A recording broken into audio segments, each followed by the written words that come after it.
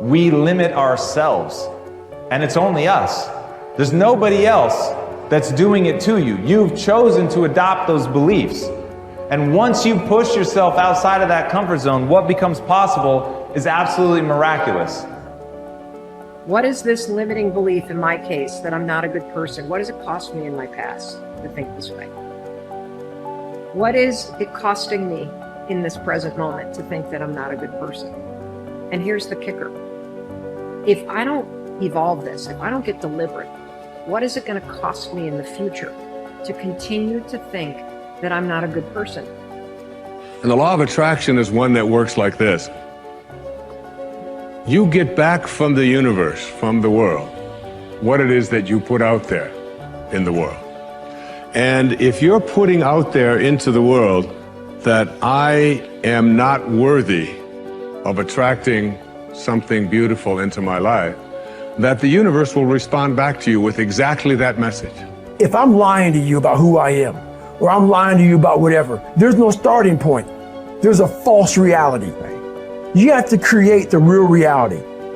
It would be better for you to act towards an end that makes everything that's good better. That's the best way to live, to make everything that's good better. And maybe to restrict the development of everything that's malevolent and evil within yourself and in the broader world, insofar as you're able to do that.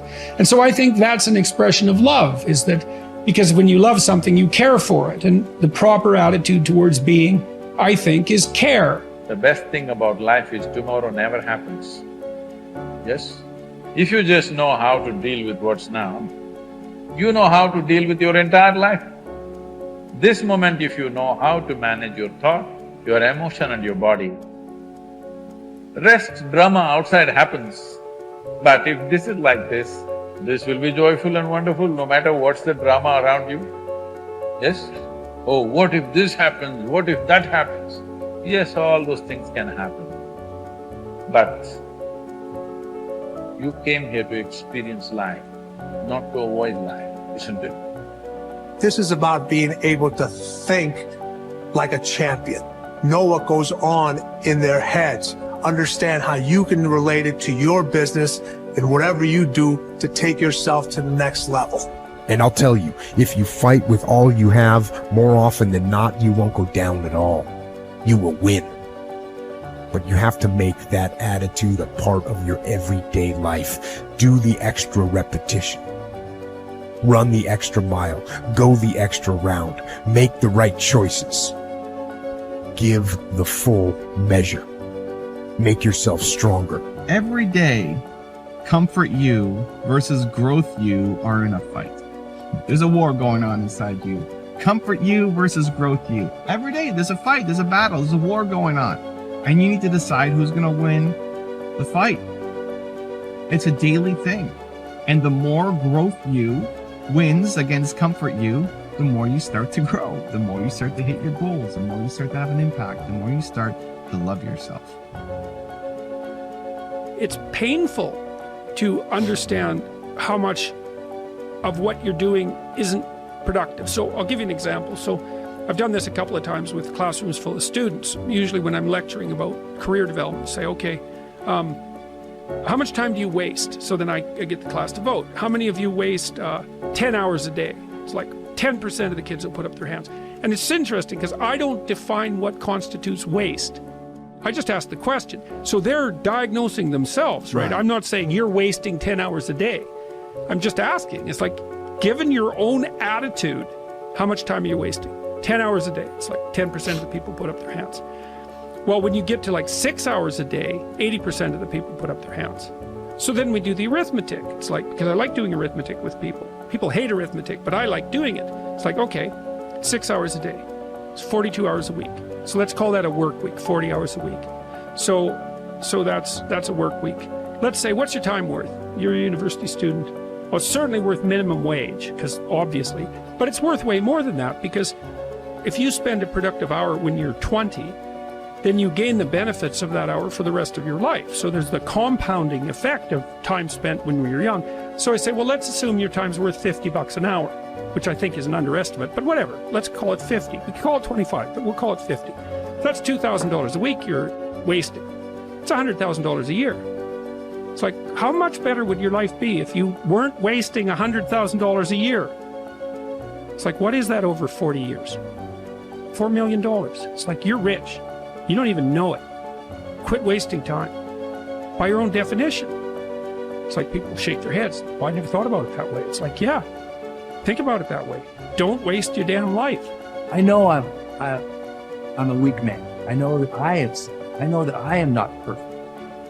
But if I could have a person who's so much wiser than me, if I could look out into the future and my highest, best, strongest, happiest, boldest self could step into the situation, how would my better self advise me now? And you'll always find that your better self will say, calm down. It's not that big of a deal in the bigger picture. You're stronger than you know. Believe in your ability to figure this out. Take a breath. Take a couple breaths. Know that you could make the situation awful and make yourself feel bad, but that's your choice. Your highest self would tell you, you know what? Handle this well so you can respect yourself later. Your best self would say, handle yourself well now, just to prove that you can. Your best self would say, you know what? If you handle yourself now, you have fewer regrets later. Your best self would say, you know what? Instead of being angry, try to be compassionate. Because from compassion and love comes a greater power to influence than you'll ever have as an angry little child. Oof, your older self, they'd tell you, they'd learn you. They'd give you the messages that you needed to hear. What would you do as your highest self? I like my trigger for myself is when I feel those negative emotions, I ask a very specific question. My question is, if I was acting as my highest self now, what would be my next right action of integrity? Coming from a place where I want to be happy as a human being, how would I reply to this? And that changes the game. The questions we ask ourselves in moments of conflict dictate the answers and the way in which we behave. And so I say to you, take a beat, ask the questions, wonder why you're so upset, and let it go. Ask, what would my highest self do in the situation? Removing distractions is no small matter in our current culture, but it's critical. How do you do it? First, by maintaining the discipline of practicing your priorities. Don't do easy things first, or hard things first, or urgent things first.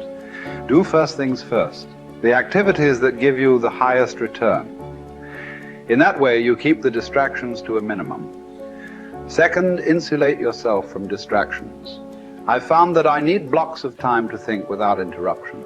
I've mastered the art of making myself unavailable when necessary and going off to my thinking place so that I can work without interruptions.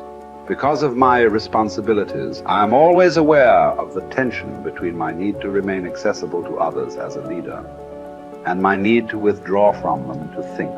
The best way to resolve the tension is to understand the value of both activities. Walking slowly through the crowd allows me to connect with people and know their needs.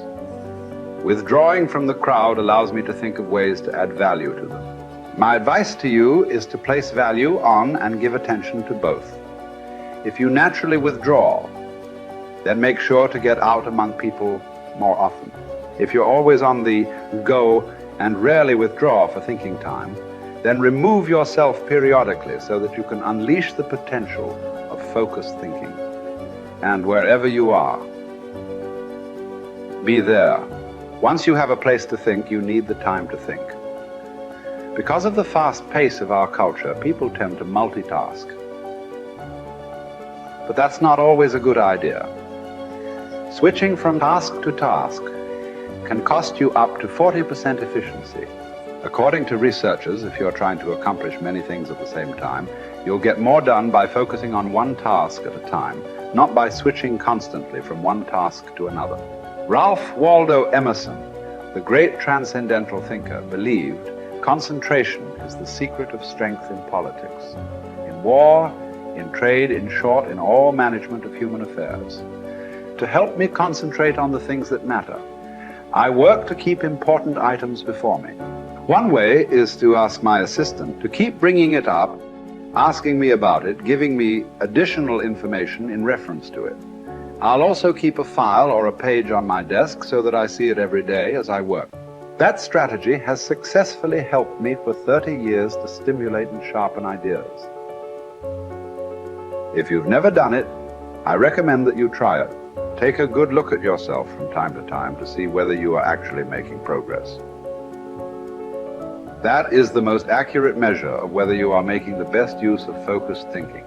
Ask yourself, am I seeing a return for my investment of focused thinking time? Is what I am doing getting me closer to my goals? Am I headed in a direction that helps me to fulfill my commitments, maintain my priorities, and realize my dreams?